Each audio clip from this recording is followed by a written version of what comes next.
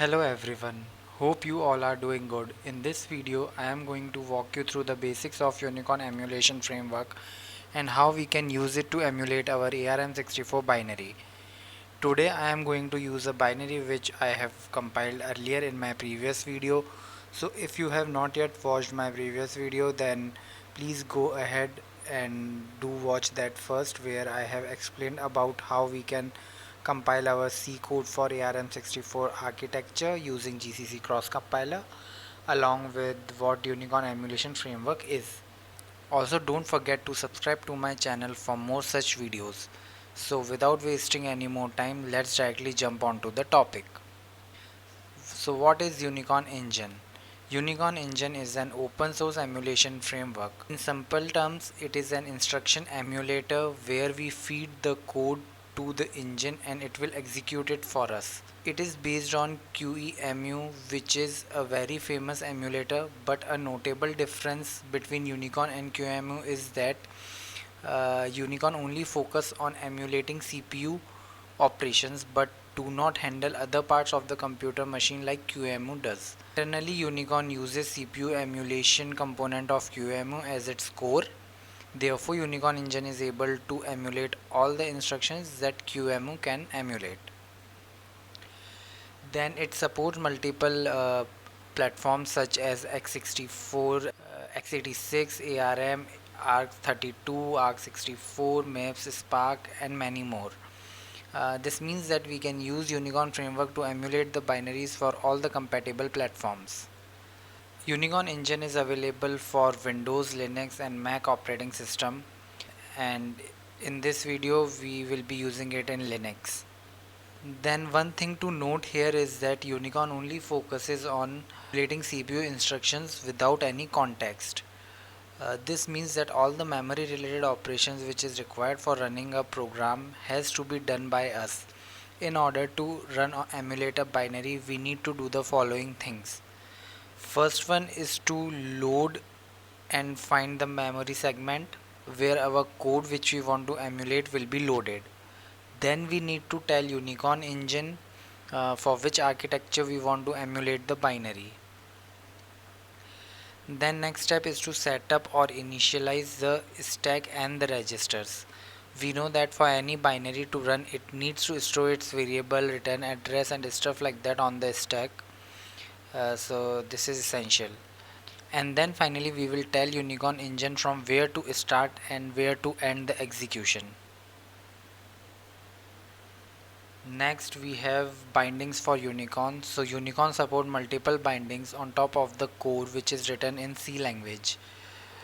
Currently it supports more than 16 languages in the recent version, which includes C, Python, Java, Rust, Perl, etc.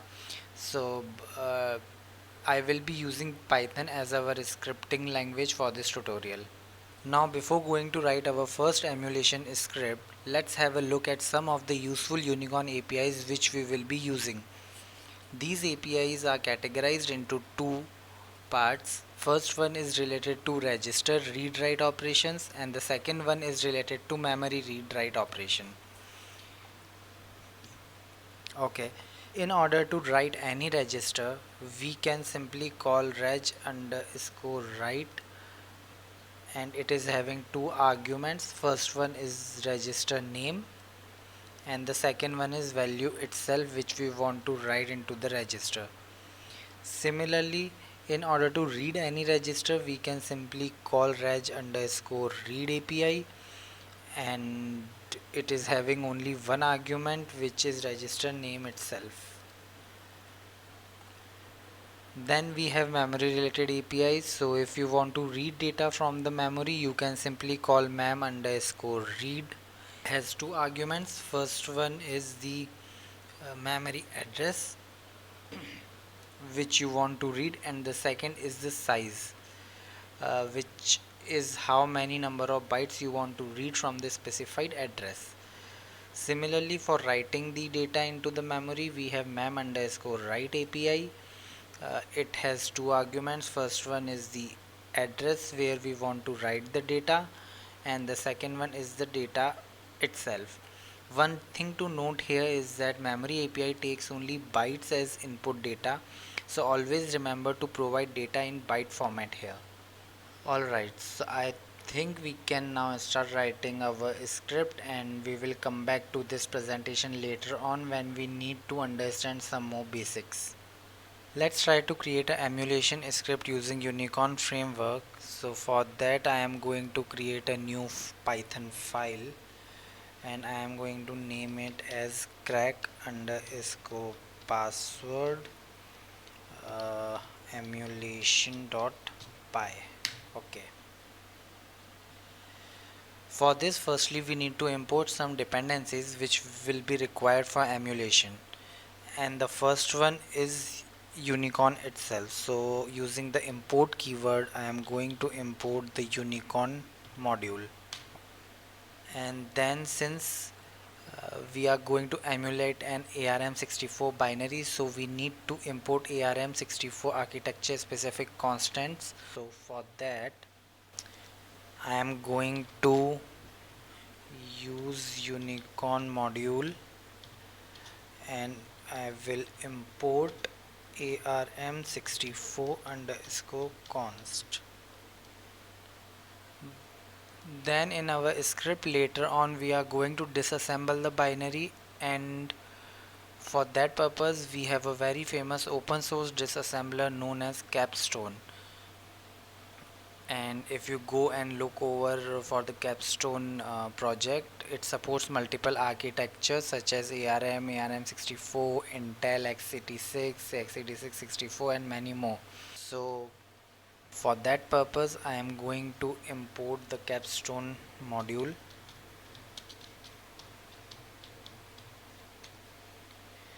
Next we will be using iteration tools, which is a module in Python for iterating over the data structures that can be stepped over using a for loop. But this module is very fast and memory efficient, so we are going to use it. We can import it by simply using the import iteration tools. Okay, then we need to use another Python module which is ELF tools. This ELF module of Python is used for parsing and analyzing ELF files. So this we will use for parsing our ELF ARM64 binary in order to extract information from the ELF header. So from ELF tools, ELF and ELF file, I am going to import ELF file. Okay. Then finally we are going to use a very famous or very cool utility module called pawn tools. This consists of utility functions for packing and unpacking the data into the bytes. So we don't need to write our own implementation, and using the pawn module I am going to import all the classes. Alright, so all the dependencies are in place now. So the next thing I will do is to create some constants for ARM64 registers, and we know that ARM64 has 30 general purpose registers from X0 to X29.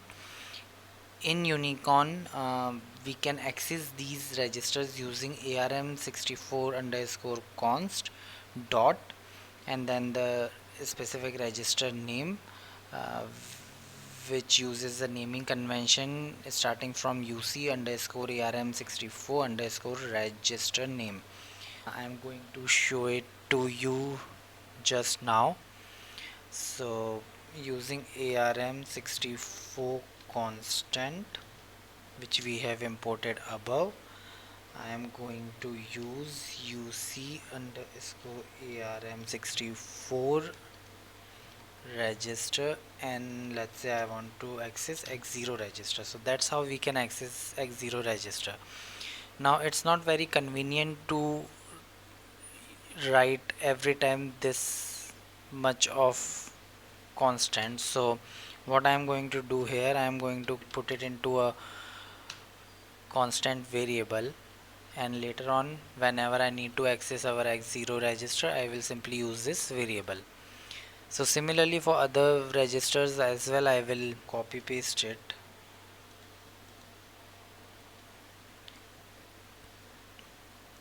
Okay, so to make accessing these registers easier throughout the code, I have simply assigned them to these variables. And similarly for accessing the special purpose registers such as program counter, link register and stack pointer, I am going to assign them as well in a variable. There you go. Then, as I have mentioned earlier, we first need to define which architecture we are going to use for the emulation. So in this case, we have ARM64 architecture. So we can define it as unicorn.uc underscore arch underscore ARM64. And also ARM64 has thumb mode, so we also need to include that. And for that, we can simply use unicorn.uc underscore mode underscore ARM, and we will pipe it along with unicorn.uc underscore mode underscore thumb.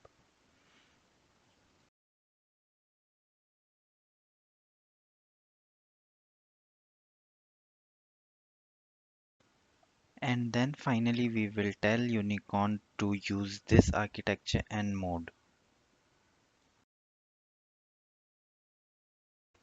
So now our unicorn engine is initialized, but before starting the emulation, we need to initialize the memory segment where the binary will be loaded for emulation. For that, first we need to load the binary using our ELF tools module.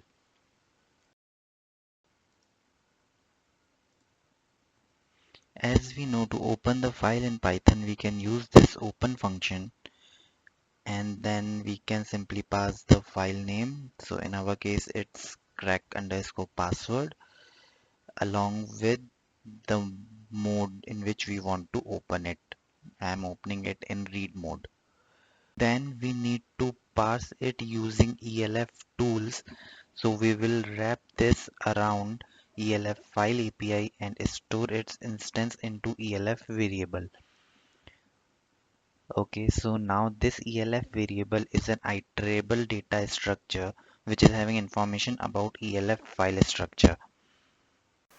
After this, I am going to iterate over this ELF data structure.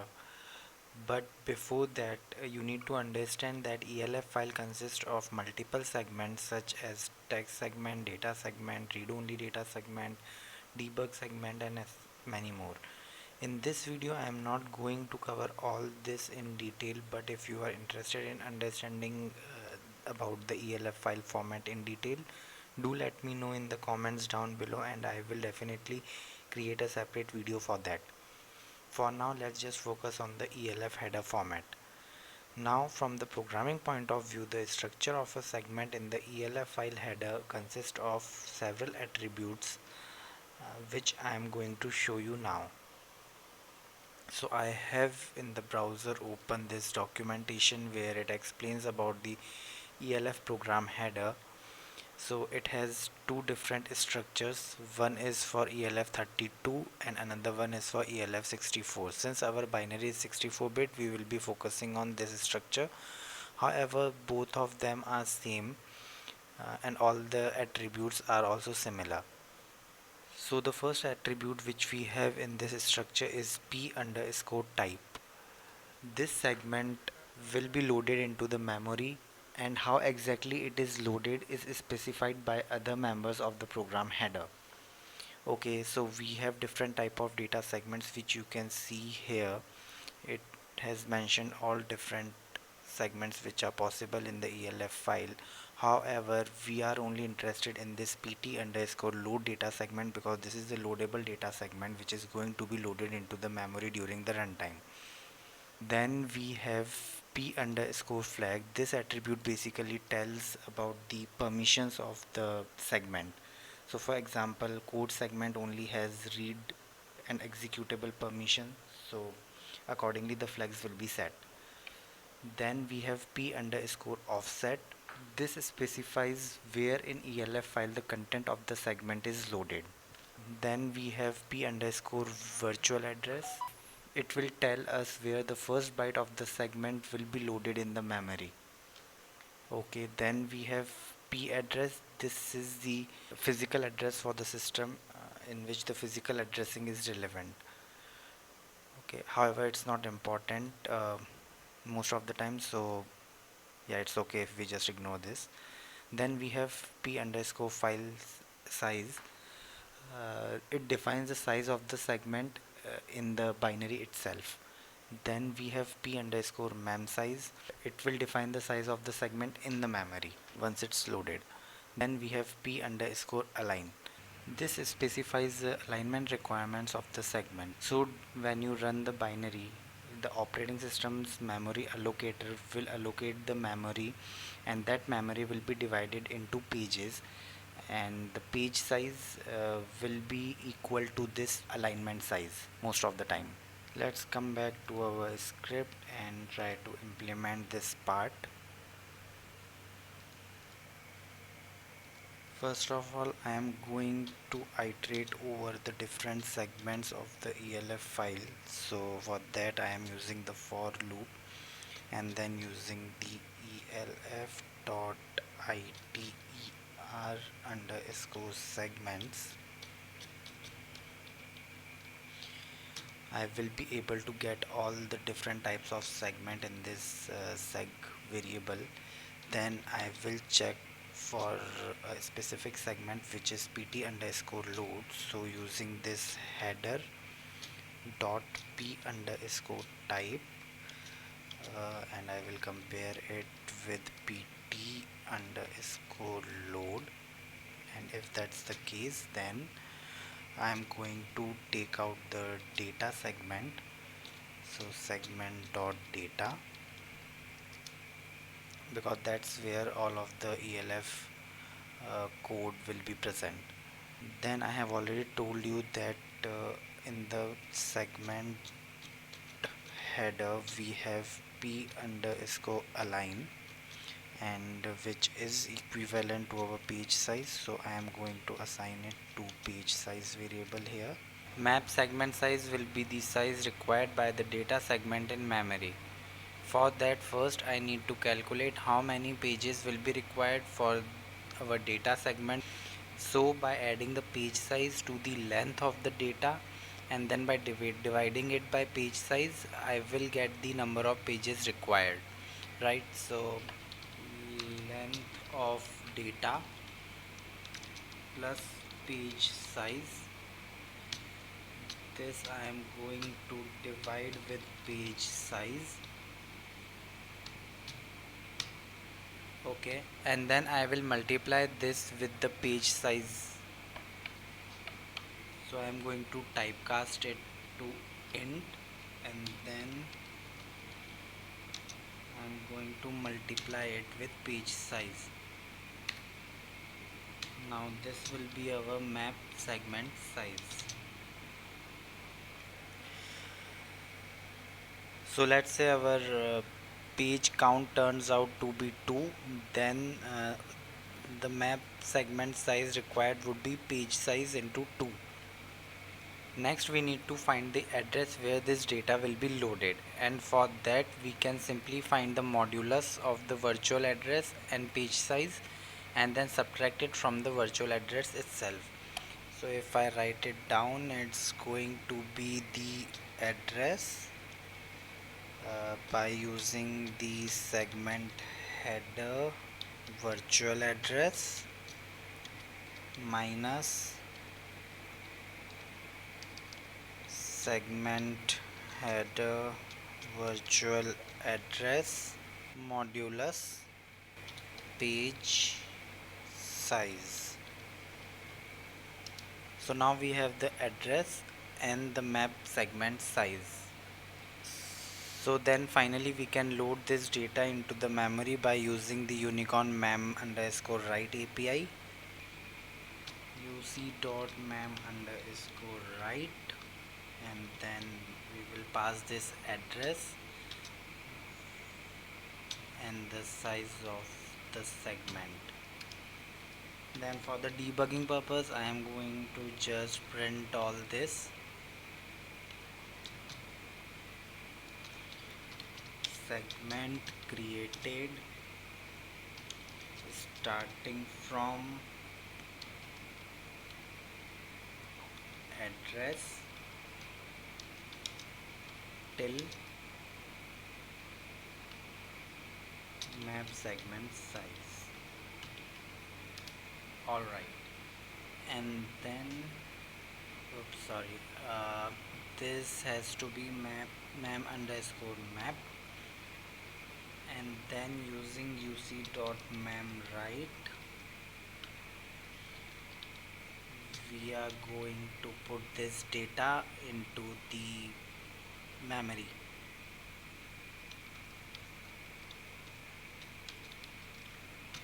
So basically all of it which we have done just now, this would be done by the operating system loader when we execute or run any program. Still we have to initialize the stack, so for that we basically need three things: the stack address, stack pointer which always points to the top of the stack, and then the stack size. So I am going to define all these variable here. Stack address, and I am going to give any arbitrary address here. Then we have stack pointer which always point to the top of the stack. Initially I am just going to point it at somewhere uh, 10,000 above the stack address. And then we have the stack size which is going to be, let's say, 20,000. I think this should be sufficient, or for the safe side maybe we can increase the size a little bit. Okay, then in order to initialize the stack, again we need to use the memory map API of unicorn, and then we will pass this stack address and the stack size. So now our memory is created, and again just for debugging purpose and readability purpose I am going to print the stack segment here, starting from stack address till stack size. Perfect.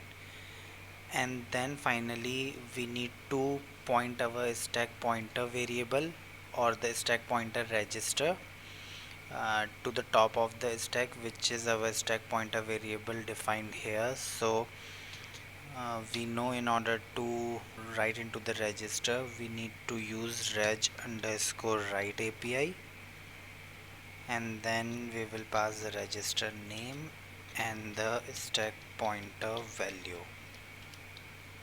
That's it. So our stack is initialized now, and just for the readability purpose I am going to put command initialize stack. Then we need to initialize the registers for the function we are going to emulate. But before that I will first quickly show you in Ghidra how the binary looks like, and we will figure out the start and end address for the code which we want to emulate. So here I have Ghidra opened already, and I have imported our binary. So I will double click it and analyze it. Yes, and let's analyze. So the analysis is done by the Ghidra, and we can see over here on the top that the binary is loaded at base address 1 lakh. Okay, now this is not the case always, and different disassembler or decompilers will load the binary at different base addresses, so just note that every time whenever you want to find or analyze a binary in any disassembler. Then if I go into the functions, we know that the entry point for any binary is the main function. So in under function I will go to main, and here you can see the disassembled view of our main function. So our main function is starting from offset 100870. Okay, and on the right side here you can see the decompiled code of this assembly. So for our start address, we want to begin the execution from this main function, so this will be our start address, and we want to emulate till end of this function, which is here at return. So this is going to be our end address. First, let's try to execute our script just to check that everything we have coded so far is working fine.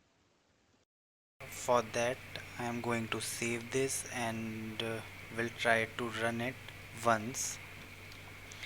So here if I type python 3 and then our emulation script, we should be able to, oh, something went wrong. Okay, the attribute is not actually v underscore address, but it's p underscore v address, right? Just a typo. As you can see now that we have two loadable segments in this binary. So let's put our start address in start address variable, which is 100870, right, and the end address,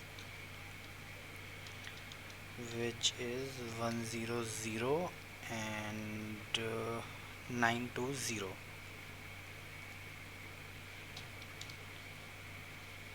Okay, this will be required when we will begin our emulation, but before that we are left with the register initialization part. So here I am going to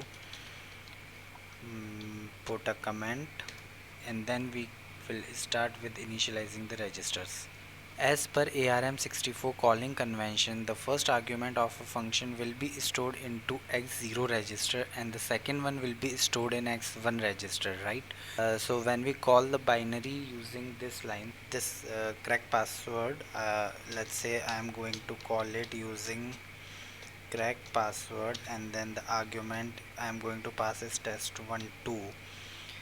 So in this case, for main function, the first argument is argc, and its value would be, because it's taking two argument, first one is this and the second one is this. So I will just write this value into our x0 register using unicorn dot register write, and then initialize our x0 register with 2. Then the second argument in main function is argv, which is an array of two pointers. The first one points to string crack password, and the second one will point to test12 string. So in memory we need to create the array argv containing the two pointers and the two strings crack password and test12. So x1 must be set to the value of pointer of argv. But before creating the argv array pointer, first I am going to write the strings in memory. For that I am using uc.mem underscore write API, and now I will make use of flat function from pawn tools module of Python, which we have imported at the top, if you remember this one. right? So basically this will convert the string into byte array in Little Indian format. Also we need to append the null byte at the end of the string, so don't forget that. In order to write anything into the memory, we first need to find out the address where we are going to write our string, and for that I am going to create a variable program name, because this address is going to store the program name. So this will be our program name address, and it's going to be stored in the stack, so I will use the stack pointer variable, and I am going to put it somewhere above 10,000 from the stack pointer. Okay, then uh, next step is to convert our crack underscore password string into byte array. So for that, as I mentioned, we are using flat function. Then we will pass crack underscore password as first argument, and then it will take second argument as Indianness. Yeah, Indianness, sorry. And it is going to be little because our ARM64 by default supports Little Indian format. And also at the end we have to append our null byte, which is going to be x00, and again we will define the endianness.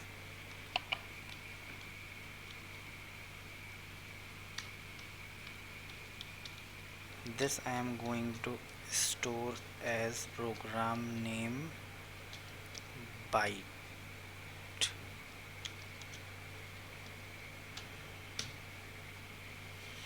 Okay, so now we have our string as bytes and the address where we will store this string. So using mem underscore write, at this address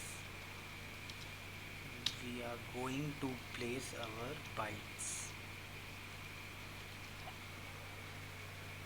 Similarly, for the second argument, which is our test12, we can do the same thing. So I am just going to copy paste it, and then instead of program name I will rename it to password address and password bytes, and this will be used here in mem underscore write API. And then instead of this crack underscore password, it will be test12, and rest is same. And then for this one, if I use the same address for password, then it will overlap the previous value, so I will put it somewhere down below, let's say at 100. Now for the debugging purpose, let's just print both of these values.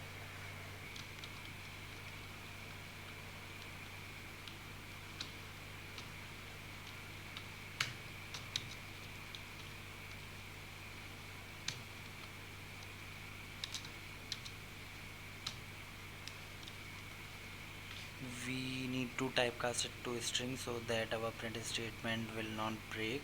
And then by using mem underscore read API, we are going to read the program name address.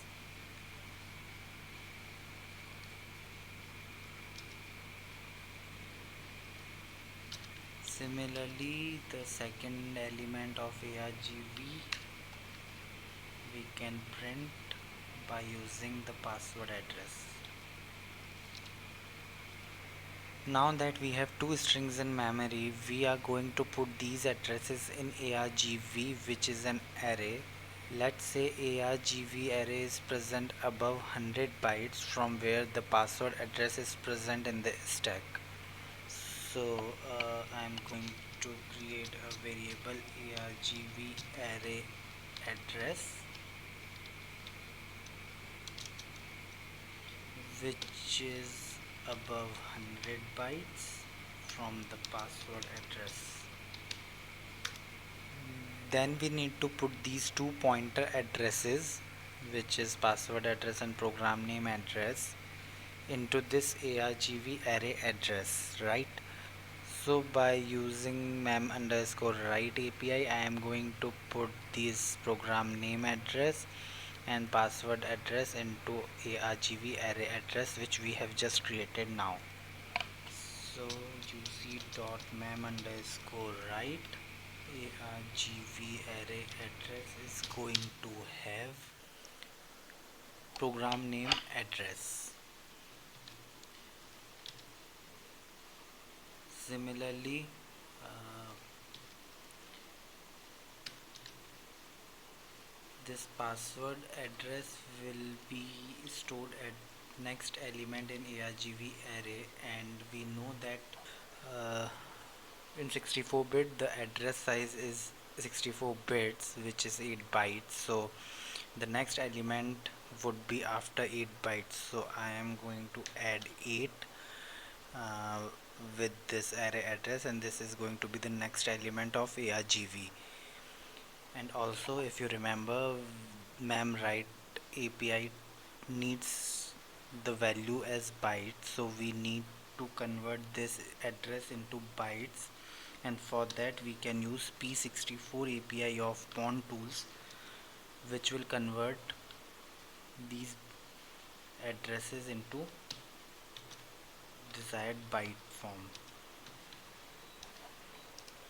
And then finally we will assign this array address into our x1 register, because x1 is going to contain the second argument of main function. uc underscore register write x1 register is going to have argv array address. Okay, I think everything is initialized now, so we can begin the emulation, and for that we will use emu underscore start API of Unicorn and pass on the start and end address for the emulation, which we have already calculated here. So I am going to make use of try catch block just to avoid any kind of crashes in the script. uc dot emu underscore start, and then the first argument is the start address and second argument is the end address. Then we are going to catch the exception if we are going to have any, then we will simply print it. Okay, I hope everything should work, and let's try to run the script. Paparam, something is not right. So first of all our stack and the segments are created, then this is just a warning, so we can ignore this. Then we have error at this print statement, I think. Okay, memory read, but we have forgot to pass the second argument. So for now I am going to pass the static size, because our argument 0, which is correct password, is not more than 10 bytes and the password is not more than 7 bytes, so it will read till that point. If we run now, we can see that our arguments are initialized, and then at the end you can see that we have invalid memory fetch, and the exception code is error fetch unmapped. So don't worry, this is expected. This happened because Unicorn is not able to resolve the addresses for the external symbols like str length, str compare, etc., which are coming from the third party dependencies. So we need to explicitly define these addresses. But before going to do that, I would like to conclude this video here, and we will resolve this issue in our next video. So stay tuned for that. Thank you.